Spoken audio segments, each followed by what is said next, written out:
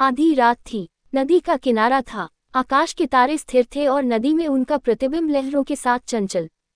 एक स्वर्गीय संगीत की मनोहर और जीवनदायिनी, प्राण पोषणी ध्वनियाँ इस निस्तब्ध और तमोमय दृश्य पर इस प्रकाश छा रही थी, जैसे हृदय पर आशाएं छाई रहती है या मुखमंडल पर शोक। रानी मनोरमा ने आज गुरु दीक्षा ली थी। दिन भर दान और व्रत में व्यस्त रहने के बाद मीठी नींद की गोद में सो रही थी। अकस्मात उसकी आंखें खुली और ये मनोहर ध्वनियाँ कानों में पहुंची। वह व्याकुल हो गई, जैसे दीपक को देखकर पतंग। वह अधीर हो उठी, जैसे खाड़ की गंध पाकर छींटी।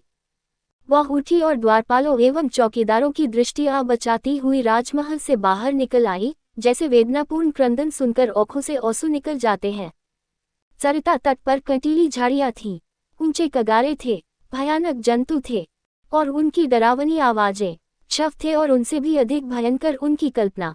मनोरमा कोमलता और सुकुमारता की मूर्ति थी, परंतु उस मधुर संगीत का आकर्षण उसे तन्मयता की अवस्था में खींचे लिया जाता था। उसे आपदाओं का ध्यान न था। वह घंटों चलती रही, यहाँ तक कि मार्ग में नदी ने उसका गतिरोध किया। मनोरमा ने विवश होकर इधर उधर दृष्टि दौड़ाई। किनारे पर एक नौक दिखाई दी। निकट जाकर बोली, मौजी, मैं उस पार जाऊंगी, इस मनोहर राग ने मुझे व्याकुल कर दिया है। मौजी, रात को नाव नहीं खोल सकता, हवा तेज है और लहरें डरावनी, जान जोखिम है मनोरमा, मैं रानी मनोरमा हूँ। नाव खोल दे, मुंहमों की मजदूरी दूंगी। माँझी, तब तो नाव किसी तरह नहीं खोल सकता, रानियों का इसमें निबाह नहीं। मनोरमा, चौधरी, तेरे पाँव पड़ती हूँ, शीघ्र नाव खोल दे, मेरे प्राण खींचे चले जाते हैं। मौजी, क्या इनाम मिलेगा? मनोरमा, जो तू मांगे। माँझी, आप ही कह दे, गवार क्या जानूं कि रानियों से क्या चीज मांगनी चाहिए। कहीं कोई ऐसी चीज न मांग बैठूं जो आपकी प्रतिष्ठा के विरुद्ध हो।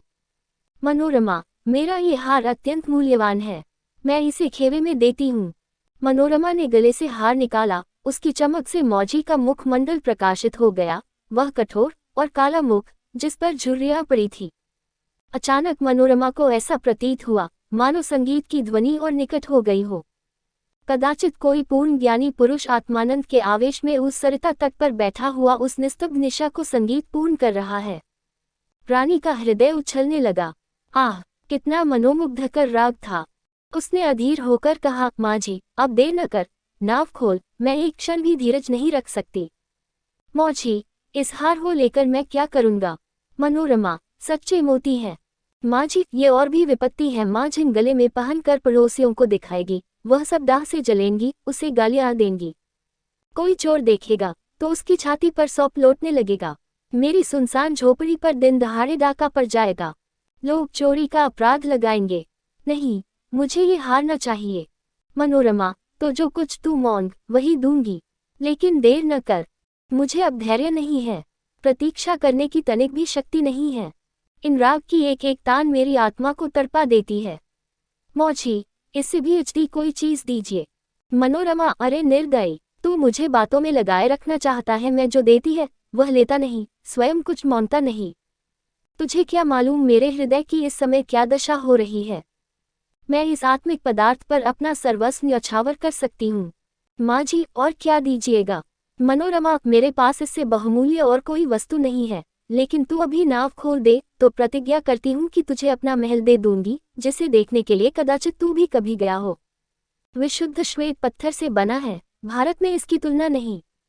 माँझी हंसकर, उस महल में रहकर मुझे क्या आनंद मिलेगा? उल्टे मेरे भाई बंधु शत्रु हो जाएंगे। इस नौक पर अंधेरी रात में भी मुझे भय न लगता। औंधी चलती रहती है और मैं इस पर पड़ा रहता हूँ, किंतु वह महल तो दिन ही में फाड़ खाएगा। मेरे घर के आदमी तो उसके एक कोने में समा जाएंगे, और आदमी कहाँ से लाऊंगा? मेरे नौकर चाकर कहाँ? इतना माल असबाब कहाँ? उसकी सफाई और मरम्मत कहाँ से कराऊंगा? उसकी फुलवारियाँ सूख जाएंगी, उसकी क्यारियों में गीदड़ बोलेंगे और अटारियों पर कबूतर और अबाबिलें घोंसले बनाएंगी। मनोरमा अचानक एक तन्मय अवस्था में उछल पड़ी। उसे प्रतीत हुआ कि संगीत निकटतर आ गया है। उसकी सुंदरता और आनंद अधिक प्रखर हो गया था, जैसे बत्ती उकसा देने से दीपक अधिक प्रकाशवान हो जाता है। पहले चित्ताकर्षक था तो अब आवेशजनक हो गया था। मनोरमा ने व्याकुल होकर कहा, आह, तू फिर अपने मुंह से क्यों कुछ नहीं मांगता? आह, कितना विरागजनक राग है, कितना विह्वल करने वाला। मैं अब तनिक धीरज नहीं धर सकती।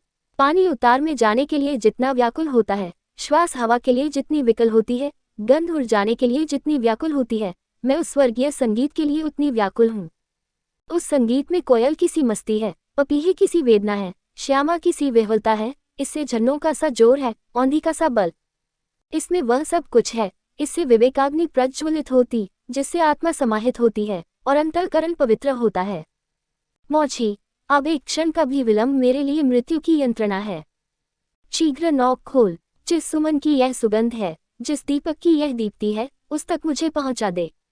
मैं देख नहीं सकती, इस संगीत का रचयिता कहीं निकट ही बैठा हुआ है, बहुत निकट। माझी, आपका महल मेरे काम का नहीं है, मेरी झोपड़ी उससे कहीं सुहावनी है। मनोरमा, हाय, तो अब तुझे क्या दूं? ये संगीत नहीं है, यह इस सुविशाल क्षेत्र की पवित्रता है, ये समस्त सुमन समूह का सौरभ है, समस्त मधुरताओं की माधुरी है, समस्त अवस्थाओं का सार है। नौक खोल, मैं जब तक जीऊंगी तेरी सेवा करूंगी, तेरे लिए पानी भरूंगी, तेरी झोपड़ी बहारूंगी। हाँ, मैं तेरे मार्ग के कंकर चुनूंगी, तेरे झोपड़े को फूलों से सजाऊंगी, तेरी माँझन के पैर मिलूंगी। प्यारे मौझी, यदि मेरे पास 100 जाने होती तो मैं इस संगीत के लिए अर्पण करती। ईश्वर के लिए मुझे निराश न कर, मेरे धैर्य का अंतिम बिंदु शुष्क हो गया। अब इस चाह में दाह है, अब ये सिर तेरे चरणों में है। ये कहते कहते मनोरमा एक विक्षिप्त की अवस्था में माझी के निकट जाकर उसके पैरों पर गिर पड़ी। उसे ऐसा प्रतीत हुआ मानो वह संगीत आत्मा पर किसी प्रज्वलित प्रदीप की तरह ज्योति बरसाता हुआ मेरी ओर आ रहा है। उसे रोमांच हो आया, वह मस्त होकर झूमने लगी। ऐसा ज्ञात हुआ कि मैं हवा में उड़ी जाती हूँ। उसे अपने पार्श्व देश में तारे झिलमिलाते हुए दिखाई देते थे। उस पर एक अविस्मृत का भावावेश छा गया और अब वही मस्ताना संगीत, वही मनोहर राग उसके मुंह से निकलने लगा। वही अमृत की बूंदें उसके अधरों से टपकने लगी। वह स्वयं इस संगीत की स्रोत थी। नदी के पास से आने वाली ध्वनियाँ, प्राणपोषणी ध्वनियाँ उसी के मुंह से निकल रही थी। मनोरमा का मुखमंडल चंद्रमा के तरह प्रकाशमान हो गया था और आंखों से प्रेम की किरणें निकल रही थी।